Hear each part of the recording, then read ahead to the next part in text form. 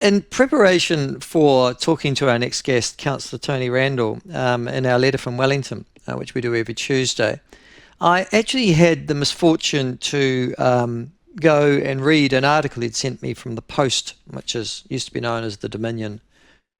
Remember that? And they didn't like the Dominion because, it had colonial background, so they decided to recreate it and call it the Post.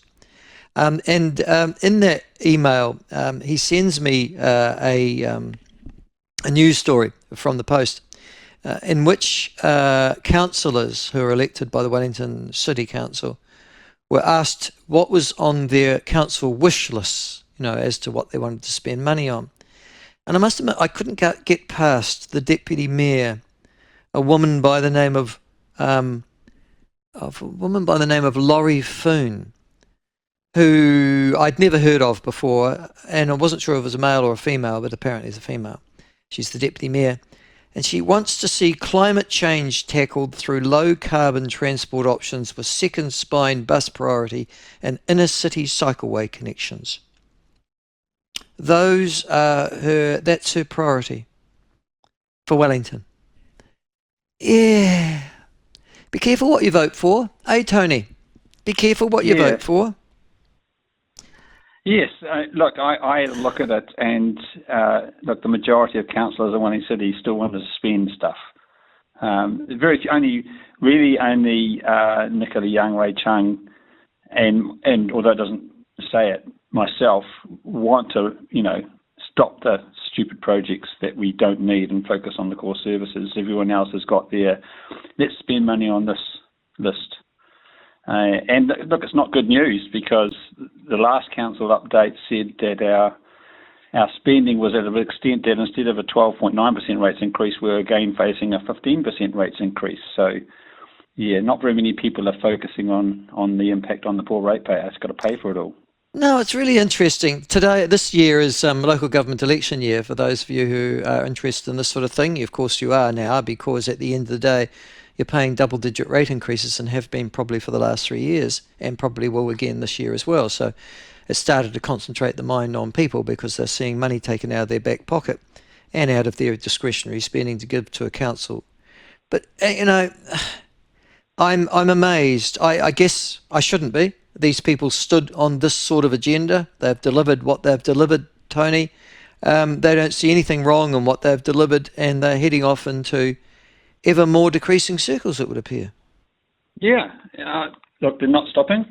I mean, that's up to the voters in the October elections to decide whether what they're doing is the right thing. But the Green Party climate change agenda comes through so strongly. Yes, it does. It's under Tories' Whānau's top priorities, taking action on climate change, and many others. Look, Wellington has already got the lowest carbon emissions, and the Green Party councillors seem to say yes, let's do more. Not that actually we're doing our bit. Let's focus on saving some money or saving some of the iconic things that they're planning to demolish. But they're not stopping. No, they've got their agenda and they're going to keep on going. Yeah, I shake my head every time. Listen, the other thing that struck me on that is that you've got a long-term plan this year, is that right? It got delayed by a year? No. What happened was we had a long-term plan that included selling the airport shares to essentially indirectly fund more cycleways and the Golden Mile project.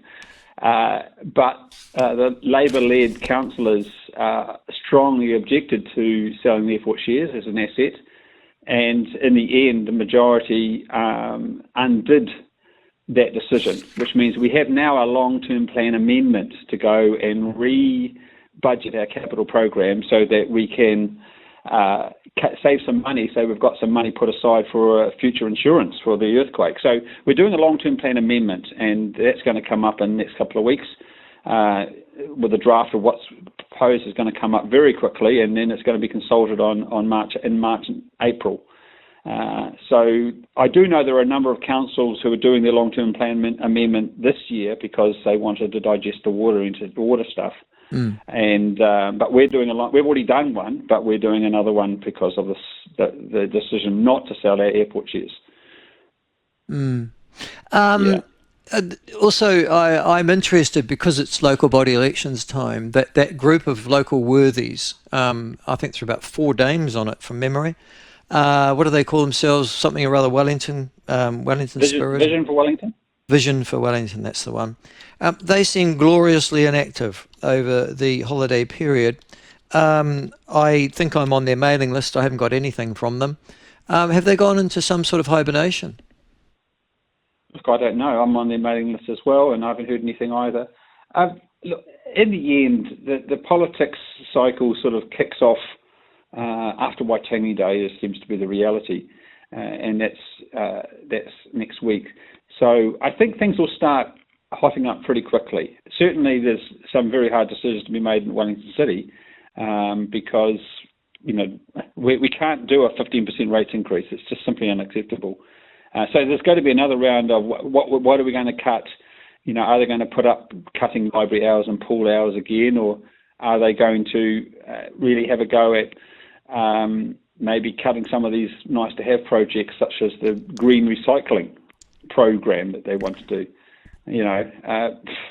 It's a puzzle that these councillors still don't seem to be listening to the public. That's what some are. Don't get me wrong. There is a few councillors where you can say it's actually about the community, and it'll be interesting to see which way things split. The other thing being election year. Well, Can I ask on that?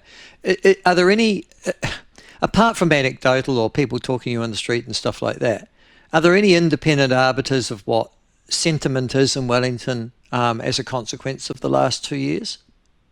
Or is it just, people say to me that they're pretty unhappy? Look, I just come across people saying that they're pretty unhappy. I think it's Tory. We talked last time.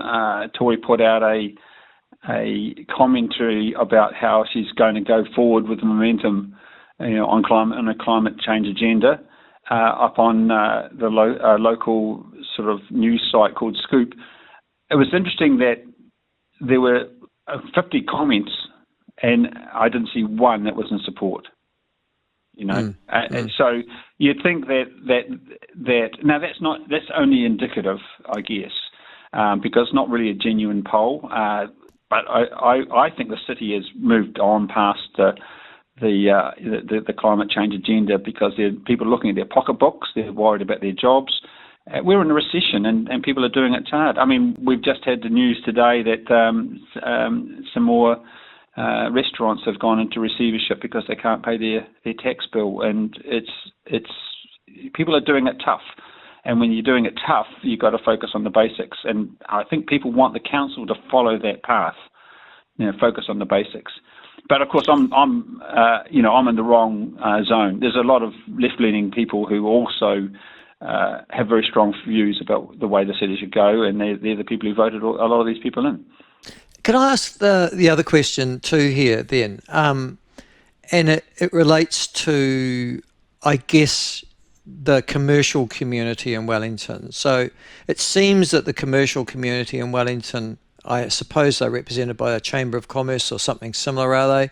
There'll be also some sort of CBD Retailers Association or something like that. Do they have a crack on these sorts of issues?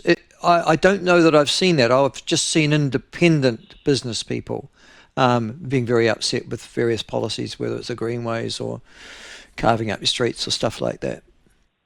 Yeah, yes, they do. The Chamber of Commerce has commented about our long-term plan, about our priorities. They've come out against the Golden Mile project, as, for example, is saying it's not a priority. The Mayor even convened a set of local business leaders to come in and engage with the council, although more recently a couple of them resigned because they're saying, well, it's just a talk fest. The Mayor has come out and said that she does listen, but she's still deciding that she's going to keep going. And so you wonder, what's the point, I think, from a business perspective? Yeah. What is the point? I mean, I think politicians need to think carefully when they engage with any stakeholder group, that, if a stakeholder group comes up with a good argument, are you prepared to change direction? Because if you're not, then why bother? Why It's just do going it? to waste time, and these people have got better things to do.